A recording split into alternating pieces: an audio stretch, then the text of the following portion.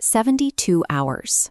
That is exactly how long Anthropic's most powerful public AI models lasted in the wild before the US government pulled the plug. Over the weekend, enterprise networks globally were abruptly disconnected from the frontier. On June 9th, Anthropic launched Fable 5 and Mythos 5, their most capable models yet. Developers spent 3 days migrating their production pipelines. Then, on June 12th at 5:21 p.m., to comply with federal orders, Anthropic abruptly disabled them globally. The blackout was executed by the U.S. government using a specific legal mechanism, an export control directive. Commerce Secretary Howard Lutnick personally issued this directive, sending a formal letter to Anthropic's CEO demanding an immediate halt to foreign distribution. For anyone building software right now, the lesson is blunt. Access to a frontier AI model is no longer a standard technical upgrade. It is a fragile geopolitical variable that can vanish without warning. The administration's rationale centers on a contested jailbreak. According to officials, a credible third party demonstrated a way to bypass the safeguards on Mythos-class models. Because that bypass touches cybersecurity, the government is applying a zero-tolerance posture. A frontier model with any security flaw is treated as a severe national security problem until proven otherwise. Anthropic is complying with the recall, but CEO Dario Amodei and his team have made clear they strongly disagree with the severity of the decision. They point out that the evidence they received describes a narrow, non-universal exploit. In practice, the jailbreak essentially amounts to asking the model to read a specific codebase and fix its existing flaws. Anthropic notes that this exact same capability is already widely available. You can do this routinely with older, publicly available models like OpenAI's GPT 5.5. Furthermore, thousands of hours of pre-launch red teaming with international AI safety institutes turned up absolutely no universal vulnerabilities that would broadly unlock the model's most dangerous capabilities. For developers, it does not matter who is right about the jailbreak. The structural precedent is set. The US government can use opaque national security rationales to yank your tech stack offline in a matter of hours. This forces a new calculation for enterprise architects. You have to weigh the allure of marketing promises against the very real threat of sudden downtime. Government scrutiny does not distribute evenly. It concentrates exactly where capability is highest, making the smartest models the primary targets for intervention. Let's look at a comparison matrix of the actual trade-offs. If you wire your production pipeline to hard depend on a brand new frontier model like Fable 5, you instantly secure maximum coding prowess and advanced reasoning for your product.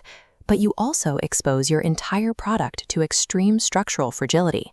You take on the risk of zero-notice, total product downtime. The alternative strategy relies on building an abstraction layer and deliberately defaulting to the tier directly below the bleeding edge. You sacrifice some top-end performance, but you guarantee business continuity and shield your workflows from sudden national security orders. Building on the absolute frontier buys you raw power, and it inherently sells you fragility. The capability trap is only half the problem. This directive also introduced immediate, non-technical barriers to entry, specifically around geography and compliance. Because the government used an export control directive, the ban instantly applied to any foreign national anywhere in the world. If you are a German publisher or an American company relying on developers in India, your team was legally locked out of their own product's backend the moment that letter was signed. Then there is the second major compliance hurdle unique to these new models, Anthropic's mandatory 30-day data retention policy. Anthropic implemented this as a defense-in-depth strategy, arguing that keeping query data for a month is necessary to detect and investigate exactly the kind of malicious attacks the government is worried about. The commercial consequence was massive.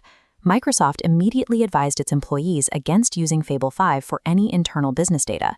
For European firms bound by strict privacy laws, or any enterprise with regulated workflows demanding zero data retention, this policy effectively illegalizes the model. Utilizing top-tier AI forces you to treat team nationality and strict data compliance as immediate gating factors for procurement. If you are attempting to operate at scale in this environment, your engineering architecture has to adapt immediately.